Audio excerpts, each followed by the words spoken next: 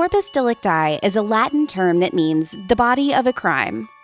It's the proof that a crime has been committed, which is necessary before finding out who committed the crime. And crimes certainly don't all look the same. Corpus Delicti is also a true crime podcast that takes a series approach into various ways crimes are committed. Cruise ship deaths, historical crimes, and women who kill are just a few of the themes we have covered cases on. We even dive deep into the case of a likely innocent man on death row in our home state of Alabama. We're coming up on 200 episodes soon, so there's plenty to binge. Join us every week wherever you get your podcasts as we dive into a new case within our current series. That's CorpusDelicti. Hope to see you soon. Hello and welcome to Reverie True Crime. I'm your host, Paige. Before I get started, I want to say thank you to everyone over on the Patreon for supporting me and the show. Thank you to Stephanie, Courtney, Lynette, Rob, Brandy, Erica, Dooley, Corey, Justin, Angel, TZ, Kimberly, Tyler, Jade, Marianne, Jimmy, Jamie, Matt, Chelsea, Lorraine, Melissa, and Kara. Thank you all so much for your extra support. Now, today's episode does contain graphic details of violence. If you'd rather not listen, it's completely understandable. Learning disabilities, mental illnesses, violent behavior, and an obsession with horror movies. All of these things combined can be a recipe for disaster when we're talking about someone with a mind not fully capable of understanding consequences, maybe not being able to discern what's real from what isn't, someone whose mind is underdeveloped, possibly not realizing once they've gone through with something really horrible, it isn't a movie.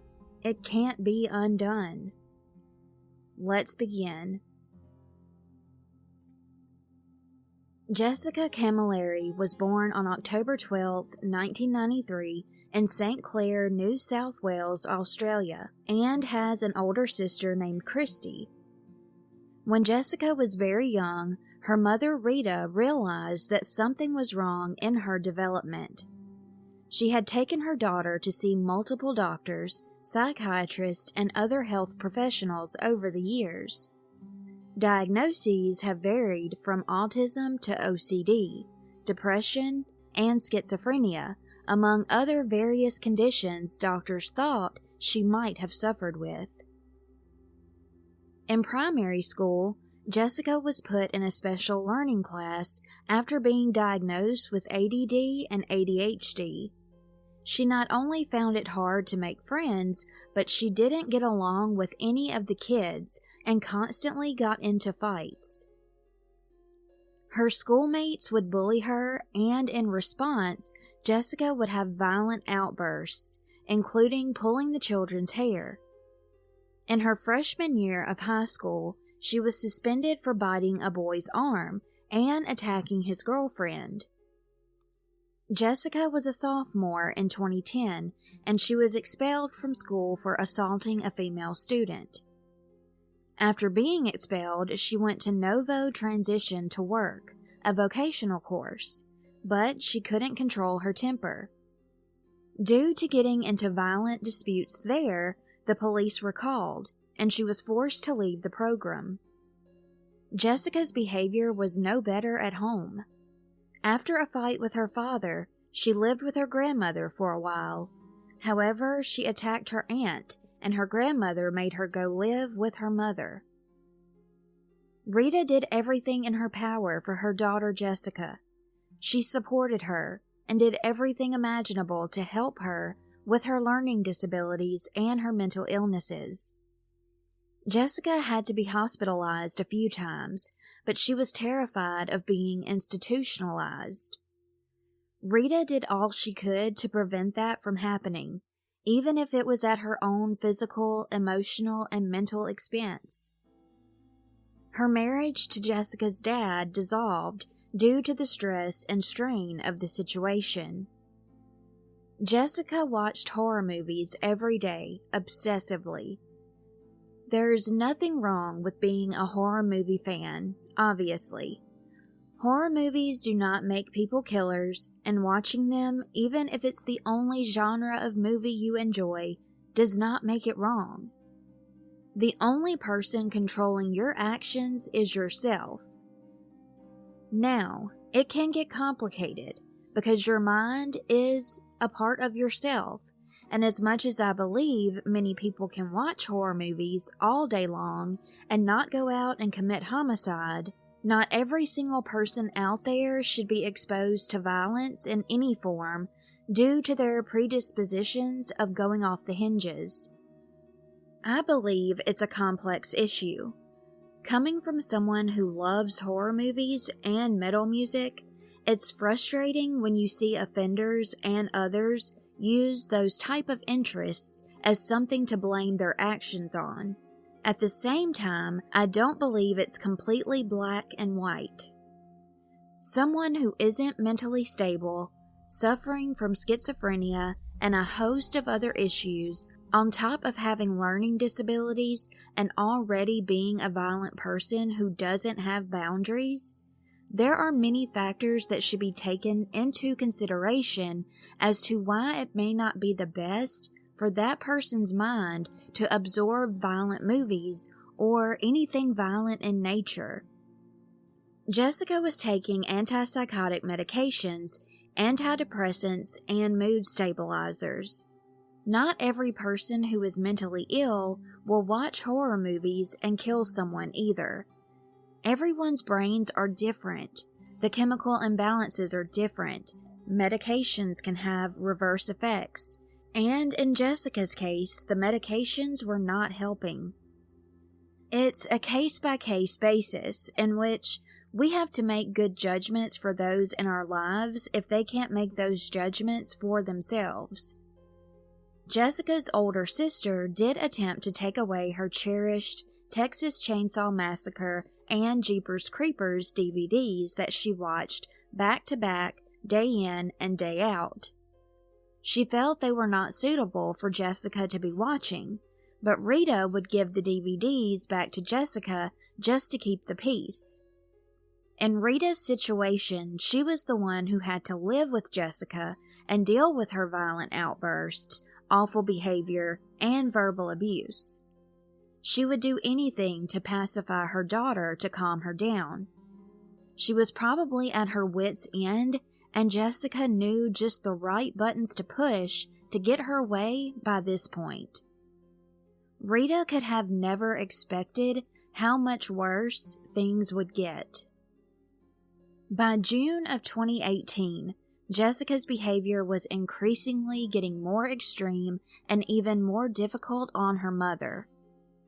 Dr. Chaudhry, a psychiatrist, diagnosed Jessica with an intellectual disability, poor anger control, impulsive behavior, OCD, and high anxiety levels.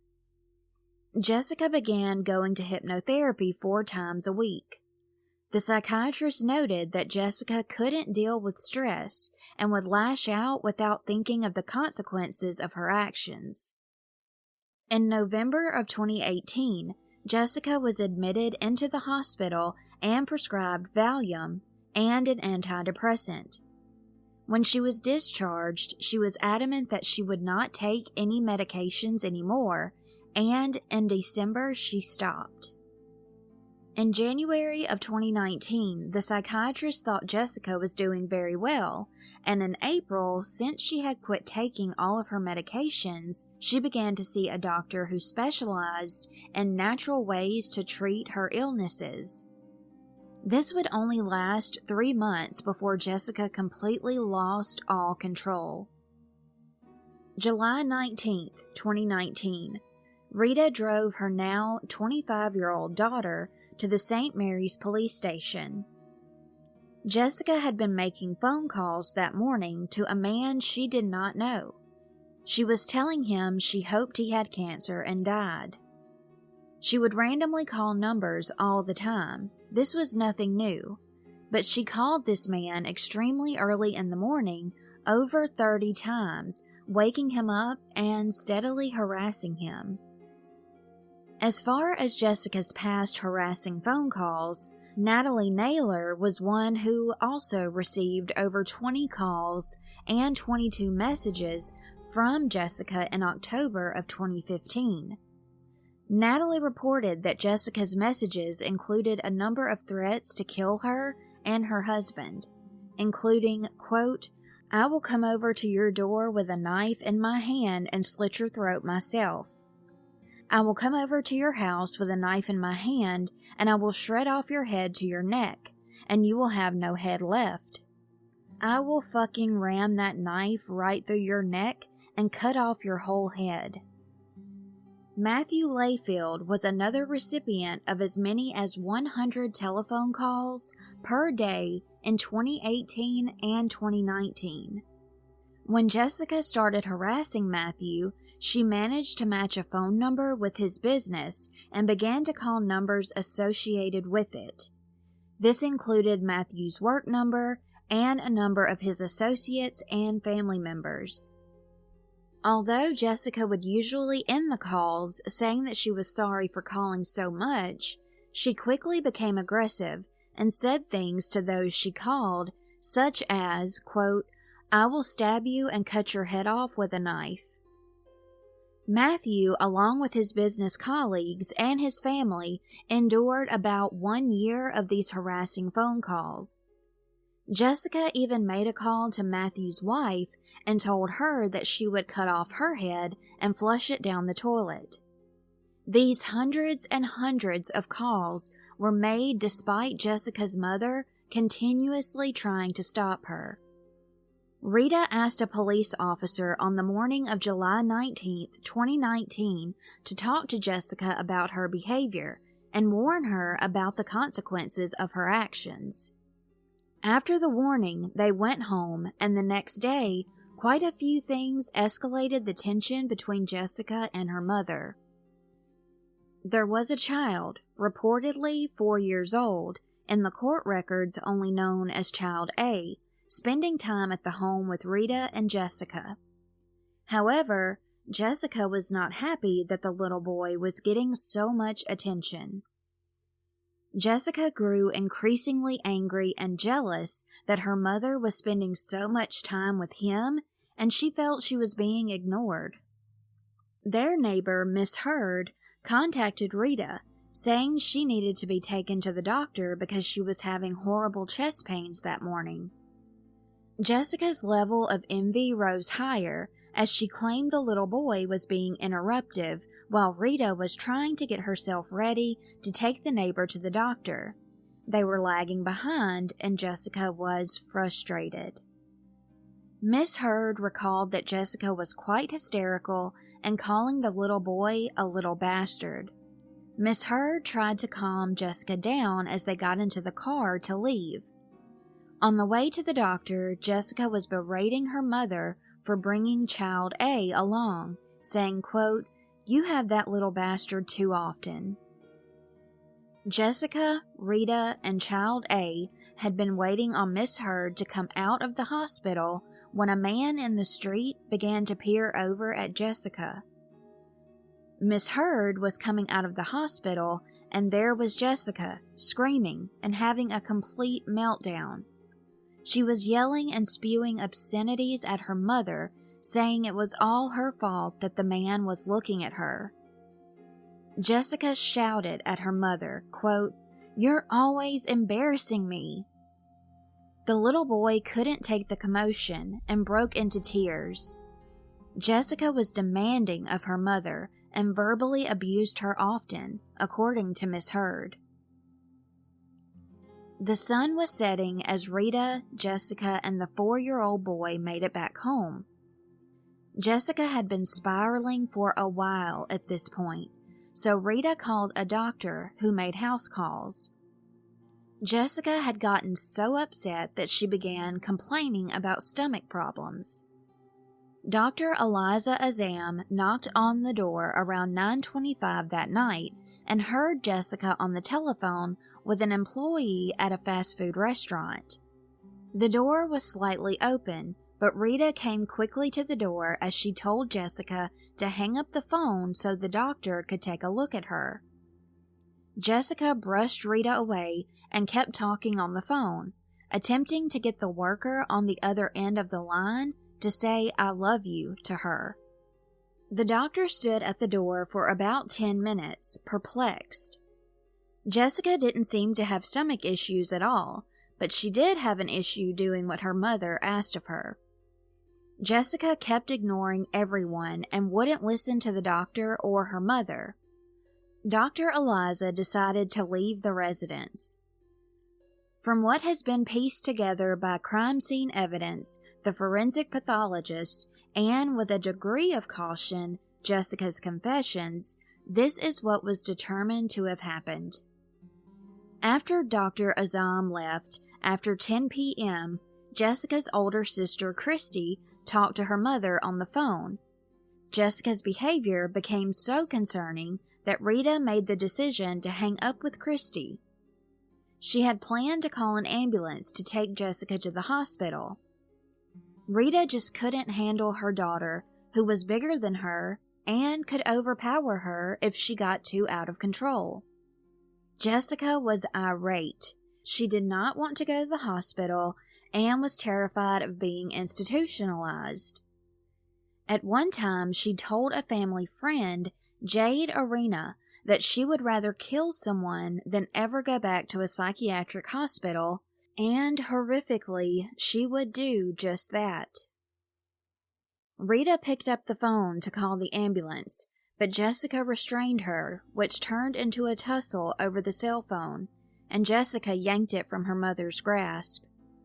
Rita went to her daughter's bedroom to get her cell phone in an attempt to make the call.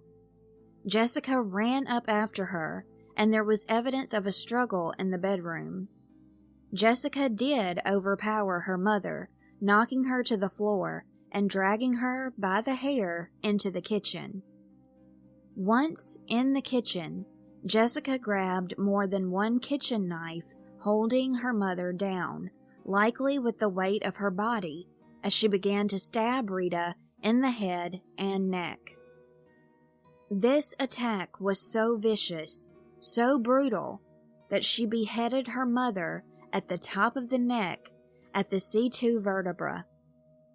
The neck wound was described by the forensic pathologist as, quote, ragged and somewhat pulped, with innumerable overlapping stab wounds in the upper neck being at least 100 stab wounds and incised wounds present over the entire surface of the head. This included injuries to Rita's face and head. Jessica had stabbed her mother in the right eye, entering the lining of the brain, and the tip of her nose had been sliced off. This likely happened with an upward stabbing motion that pierced the bony plate where the brain sits. Rita's tongue had also been chopped off, with numerous overlapping stab wounds in an upwards direction. The pathologist believed removing the tongue was probably intentionally or not associated with the complex decapitating wounds to the neck rather than a brutal action that was done after or before. There were a few superficial wounds to Rita's abdomen as well. Rita had defensive wounds where she tried to fight her daughter off of her, having 33 stab and incised wounds to her right hand and at least 62 injuries to the left, many of which overlapped. There were also bruises and wounds to Rita's left arm and a few abrasions to her right that suggested Jessica did this with a serrated knife. There was evidence of an air embolus in a blood vessel in the neck, which showed the forensic pathologist that Rita had indeed been upright, or at least somewhat upright, and breathing during the deadly assault. At that point, she suffered a fatal wound to a significant vein in the neck, which is likely what caused her to die shortly after. Jessica did not stop there. This unbelievably gruesome act got even worse. She removed her mother's eyes, and there were stab wounds that extended into Rita's brain. The judge determined that Jessica removing her eyes did not seem to be an act of deep and uncontrolled rage. Rather, at this point, she was indulging in a sort of macabre curiosity sparked by her obsession with watching horror movies. This was all so extremely violent that Jessica broke 4 knives out of 7 used throughout the attack. Child A was woken up out of his slumber, and although it isn't certain, there's a possibility Rita may have still been alive at the time. The 4-year-old witnessed the brutality, and something overcame his little body as he leapt onto Jessica, trying to stop her. When that didn't work, he grabbed the cardboard lid off of his toy box and hit Jessica with it. Jessica pushed Child A away, slicing his cheek parallel with one ear, and gave him lacerations on his head and hands. The cut on his cheek was so bad he had to have surgery to repair it, and the cut to his head had to be sutured. Due to seeing this traumatic occurrence, the little boy had vomited all over the living room floor, physically ill, knowing his little eyes were viewing something awful, and his young brain attempting to process it. After Jessica decapitated her mother, she picked her head up and went out into the street. Bloodstain evidence showed that after Jessica dropped her mother's head onto the street, she picked it back up, going further along the street where she dropped it again and ultimately left it. Jessica was wearing a nightgown, no socks, no shoes, drenched in her own mother's blood. She went to a neighbor's home asking for the police and ambulance to be called. Eventually, she called 000, the equivalent to 911 in the U.S., using her cell phone, and asked that police and an ambulance be sent over right away. The call was still connected when the police got on the scene. Here is that 911 call. Hello, this is Alison from Police Emergency. We just received a call from this number. Yes, I need you to get the ambulance and the police out here immediately. To which address? 128 St. Clair Avenue. Please come. I need you. This is an immediate life or death situation. Can you talk to us? Oh, my finger's broken. But she just come in screaming for help, and when suddenly I opened the door, she said, just help me and call the police or ambulance. And she said to me, she had a fight with her mom, I think. Okay. My mum tried to stab me and I killed her, I think.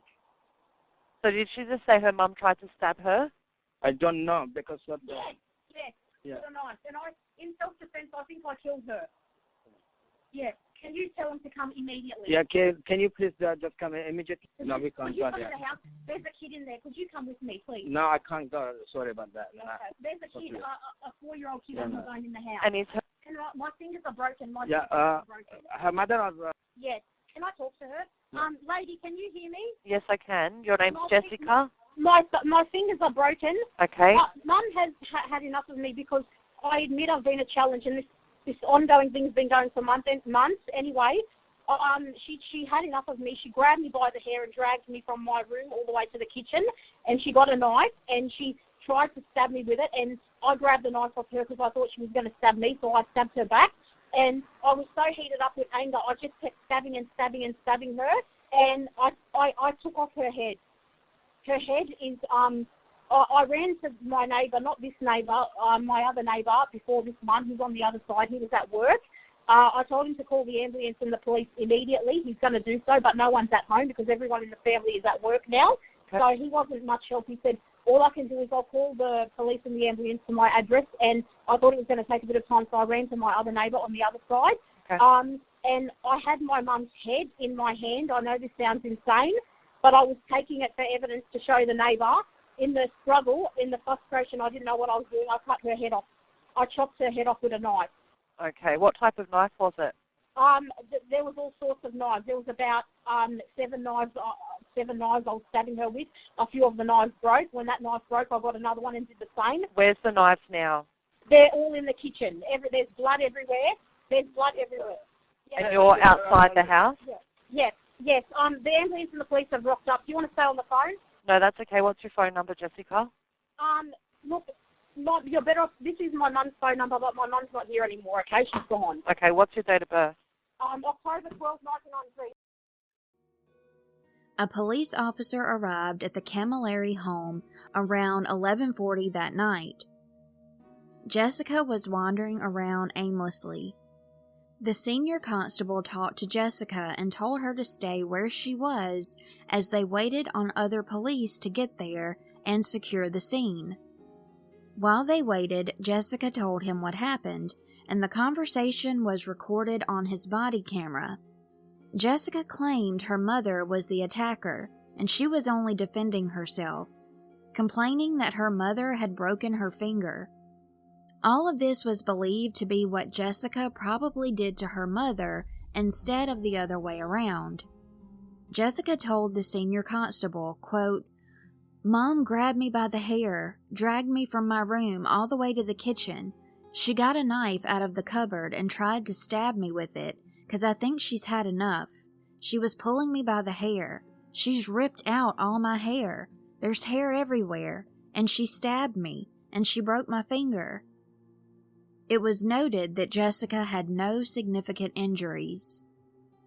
The police officer's body cam footage was played for the jury, and Jessica was heard saying, quote, "My mom's head is on the concrete over there. Can you bring someone back to life if they don't have a head? Can you bring her back to life?" When one officer told her no, she went on, "Can I ask you, is my mom dead? You just can't bring her back to life? I won't get the death penalty or anything? Can I ask you, did they find the head? Has she gone? You can't just bring her back? There's nothing you can do. She's a goner. They can't restart her heart? 'Cause I know doctors can do miracles. They can re-sew her head?" The police officer said, quote, "That's a bit of a stretch." In the court records, it was determined that Rita had not been the aggressor at all, nor had she been in the past. Evidence at the trial suggested that Rita dealt with Jessica by giving in to her demands, pacifying her, and being submissive to her as to try not to upset her daughter as often as she felt she needed to. This brutal killing all boiled down to Jessica not wanting the ambulance to be called. Jessica would later talk to a forensic psychiatrist, Professor David Greenberg, who she confessed to that she had not been acting in self-defense against her mother at all. Jessica even described her actions as hacking like a butcher and stabbing her mother, twisting her head until she was able to detach it from her mother's body.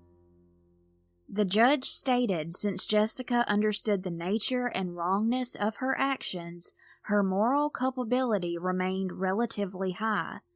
Quote, "Her disabilities and the direct role that those disabilities played in the offending is what prevents her moral culpability from being assessed at the very highest level. I accept that the crime was entirely spontaneous, but in the context of a sustained attack, that feature is of diminishing relevance. Although manslaughter can be constituted in many circumstances, this is amongst the gravest examples of it." As the judge noted, Jessica took the life away from the one person that took care of her 24/7, the person who protected her, provided for her, an only true friend. Now, Jessica was isolated from family and anyone who would have gladly supported her and assisted her under much different circumstances. Jessica did plead guilty to the charge of manslaughter. The judge spoke about Jessica's psychiatric evaluation, stating, quote, "Whether called intermittent explosive disorder, IED, or seen as symptom of autism or OCD, I accept, as the jury clearly did, that the offender is substantially impaired as a consequence of her multiple disorders, and she experiences episodes of violent rage, which she is unable to control. It was her inability to control herself that led her to attack her mother, and which grounded the verdict for manslaughter. There is no question that the offender understood the nature of her acts when she was stabbing her mother, and also understood that it was very wrong and criminal. That is clearly demonstrated by her attempts to falsely claim afterwards that she had acted in self-defense." Professor Greenberg concluded that, as well as an intellectual disability disorder, an autism spectrum disorder, and an IED, Jessica also had traits of personality problems with narcissistic features and features of OCD, depression, anxiety, and ADHD. He told the jury at trial, quote, "Jessica is prone to explosive outbursts where there is a failure to control impulsive aggression behavior in response to subjectively experienced provocation, which could not typically result in an aggressive outburst." In describing Jessica's obsession with horror movies and its relation to the crime, Professor Greenberg stated, quote, "Associated with these acts of aggression, anger, and vengefulness, Miss Camilleri has had a fascination with horror movies where there was extreme violence, including acts of decapitation and cannibalism. It could be hypothesized that she likely identified with these macabre acts as a way of dealing with her own feelings of low self-esteem, humiliation, disempowerment, low self-concept, and poor sense of tolerance frustration. As far as being remorseful, neither the judge nor the psychiatrist feel Jessica has the capacity to experience that emotion, and if she does, she definitely doesn't act like it.